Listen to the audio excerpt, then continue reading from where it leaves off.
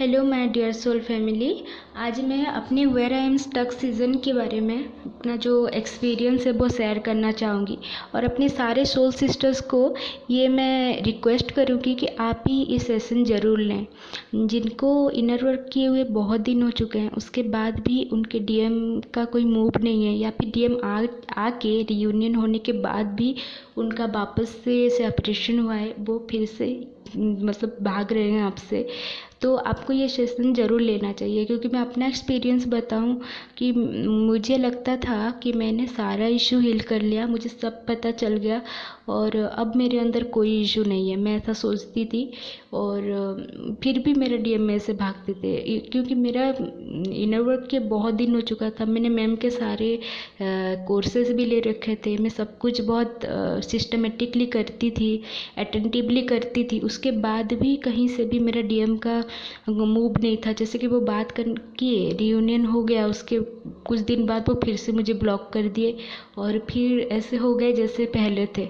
तो मैं ये सोचती रह गई कि ये क्या हो गया। मुझे बुरा नहीं लगा, उनके ब्लॉक करने के बाद मुझे बिल्कुल भी तकलीफ़ नहीं हुई, मुझे बुरा नहीं लगा। लेकिन मैं ये हमेशा सोचती रह गई कि आखिर हुआ क्या, कहाँ मैं गलती हूँ, मैं कहाँ गलत कर रही हूँ, मैं क्या भूल कर रही हूँ जिसकी वजह से कि सब कुछ करने के बाद भी, सब कुछ इतना सिस्टमेटिकली करने के बाद भी, सब कुछ मैम के सारे गाइडेंस फॉलो करने के बाद भी मैं कहीं स्टक हूँ।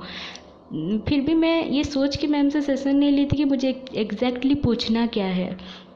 मैंने ये भी नहीं सोचा था, पर मैं सोचती थी कि हाँ, मैम से मैं एक सेशन ले लेती हूँ ये वेयर आई एम स्टक में। एटलीस्ट मैम बात करते करते मुझे मेरा इशू बता ही देंगे। मुझे ये बिल्कुल पता था, मुझे अंदर से गट फीलिंग था कि मेरे अंदर जो भी कुछ अभी सरफेस है या फिर हिडन इशू। एक तो इशू होता है जो हमें दिखता है, हमको पता होता है कि हाँ हमारे अंदर ये इशू है, और एक इशू होता है हिडन इशू, हमको एग्जैक्टली पता नहीं चलता, या फिर कोई बता भी दे तो हम उसको एक्सेप्ट नहीं करते कि हाँ हमारे अंदर ये इशू है, हमारे इधर ये ब्लॉकेजेस है। तो ये इशू मैम उसको मतलब हमसे जब वो बात करते हैं, वो एनर्जी पिक करके ये चीज़ बता सकते हैं कि आखिर ऐसा कौन सा ब्लॉक है, अभी ऐसा कौन सा इशू है जो हमको अभी भी हील करना है। हमको ऐसा लगता है कि हमने सारा इशू हील कर दिया, हमने सारा इनर वर्क कर लिया, लेकिन एक कहीं ना कहीं कोई प्रॉब्लम ज़रूर होता है जिसकी वजह से हमारे रियूनियन में डिले होता है, या फिर रियूनियन होने के बाद भी डीएम भागते हैं। मेरे अंदर ईगो का इशू था है और टेंशन था बहुत ज़्यादा, बट मैं हमेशा हाई वाइब्रेशन में खुश रहती थी।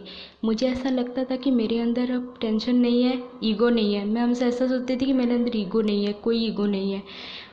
फिर जब मैम ने मुझे सेशन के दौरान बताया कि आप में ईगो और टेंशन का इशू है, ब्लॉकेज है, तभी मैं सोच में पड़ गई। मतलब मैं सोच में पड़ गई कि मेरे अंदर आखिर ईगो कहाँ है। मैं तो बहुत खुश रहती हूँ, मेरे अंदर टेंशन कहाँ है, मैं तो बहुत हैप्पी रहती हूँ। मैं ऐसा सोचने लगी। फिर मैंने खुद को एनालाइज़ किया।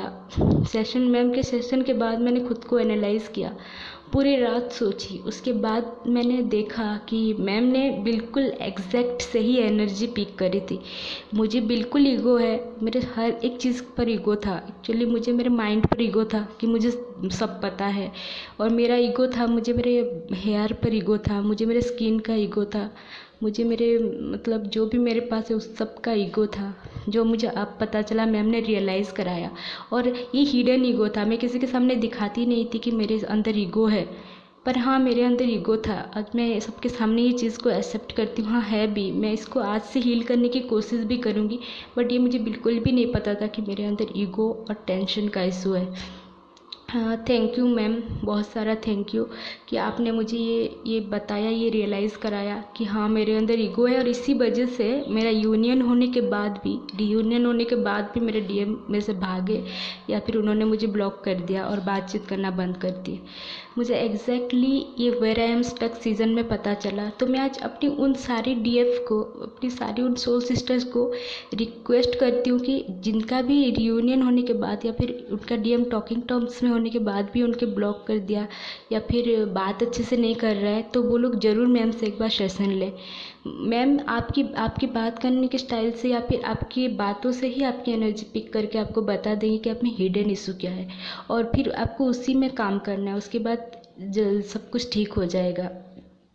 यही मैं कहना चाहती थी अपनी सोल फैमिली को कि जैसे भी ये वेयर आई एम स्टक में आप एक बार ज़रूर मैम से सेशन ले लीजिए। एटलीस्ट ये पता कर लीजिए कि आप हमारे अंदर अभी कौन सा इशू बाकी है। Thank you.